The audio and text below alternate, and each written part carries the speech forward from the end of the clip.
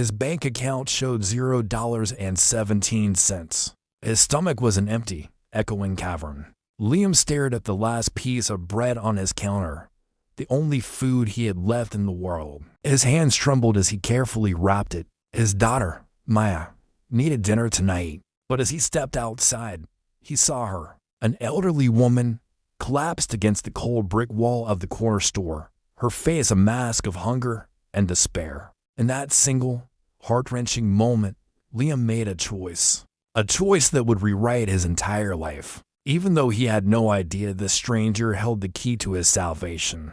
For Liam, life had been a tightrope walk over a canyon of disaster for the past year. Ever since the factory accident that took his wife, Chloe, and left him with a mountain of medical debt, he'd been drowning. His routine was brutal. Wake up at 4 in the morning for a construction job, rush home to care for 8-year-old Maya, then drive for a delivery service until his eyes burned with exhaustion. 3 jobs, and it was still never enough. Just yesterday, the eviction notice had been nailed to his door. 14 days. He needed $1,300, a sum as impossible as reaching the moon. He had sold everything. His father's watch, Chloe's wedding ring, even his own blood.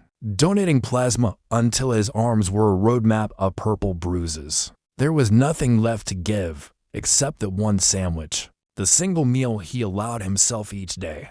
The woman against the wall looked like she had been forgotten by time itself. Her clothes were tattered, her eyes vacant. People flowed around her like a river around a stone, completely invisible, already a ghost. Liam knew the feeling intimately, the feeling of being erased, of having your humanity chipped away until you wonder if you were ever really there at all. He remembered the cold, dismissive eyes of the social worker when he begged for help.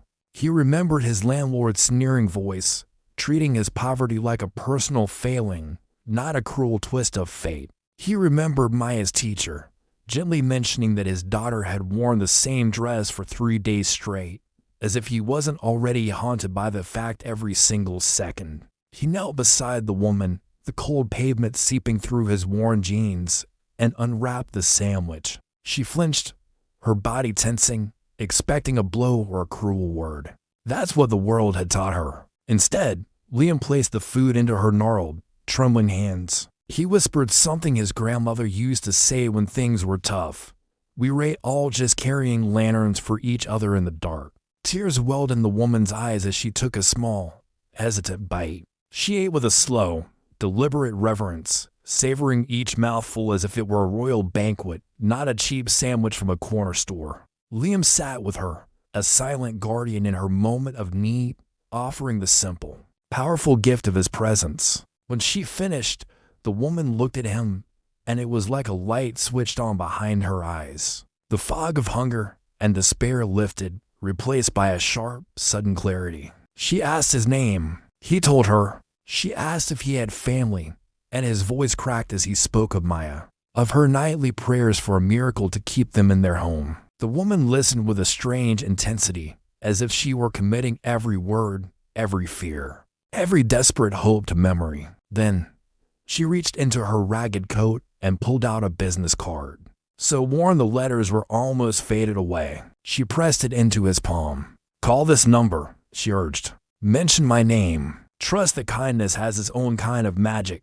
Later that night, with Maya asleep in the next room, Liam stared at the card. He almost threw it away. It was ridiculous. How could this homeless woman possibly help him? But desperation follows its own rules, and with 13 days until they were on the street, he had absolutely nothing to lose. The next morning, his heart pounding, he dialed the number. A crisp, professional voice answered, "Sterling Grant Foundation. How may I help you?" Liam hesitated, then mentioned the woman's name, Evelyn Sterling. The change was instant. The professional tone melted away, replaced by one of warmth and respect. "One moment, please, sir," the voice said, almost reverently. What Liam couldn't possibly know was that Evelyn Sterling wasn't homeless at all. She was the widow of a tech billionaire, a man who had spent his final years giving his fortune away. Evelyn was continuing his life's work, but not from some plush corner office. For the last 2 years, She had been living on the streets, conducting what she called humanity audits. She was searching for people whose compassion wasn't a performance, people whose kindness shone brightest when they themselves were in the dark. Her late husband believed that true character is revealed only when you have nothing to gain from being good. The foundation's director got on the line and explained everything. Evelyn had been documenting selfless acts of kindness to find people worthy of profound, life-altering help. She'd been robbed, assaulted, and ignored by countless people. In 2 years, only a handful of people had stopped to help her without asking for anything in return. Liam was the latest. His reward wasn't just money. Although the foundation immediately paid off his rent and cleared every penny of his medical debt, they offered him something far more precious: a full-time job managing a new community outreach program, a salary that would let him provide for Maya with dignity and a purpose that could turn his pain into a source of healing for others. Liam could barely comprehend the words. He thought of all the times he'd felt invisible, worthless. He thought of all the skipped meals, the silent tears, the constant, crushing anxiety. He had been so close to surrendering, to believing the world was just a cruel, unforgiving place. But that one moment with Evelyn had reminded him of a fundamental truth. Our humanity is measured by what we possess, but by what we are willing to give. When Liam met Evelyn at the Foundation's headquarters, she was transformed, elegant, poised, radiating a quiet strength. She smiled at him. Most people fail the test not because they're bad, she explained gently, but because they're afraid.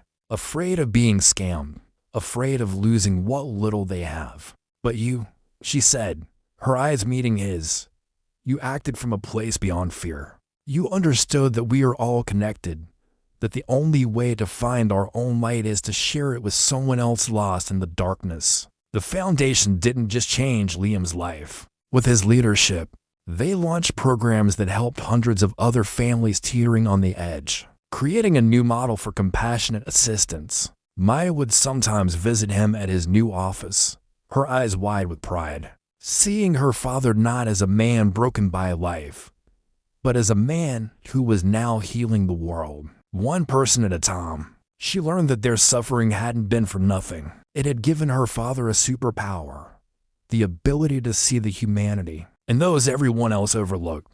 Years later, when Liam would tell his story to the families he helped, he always ended with the words that had come to define his life. In our darkest moments, we face a choice. We can hoard what little light we have left, or we can share it, trusting that kindness creates its own miracles. That morning, I gave away my last meal. In return, I got my entire life back, not because I earned a reward, but because someone was watching to see if I'd remember. Even in my own crisis, that we're all just carrying lanterns for each other in the dark.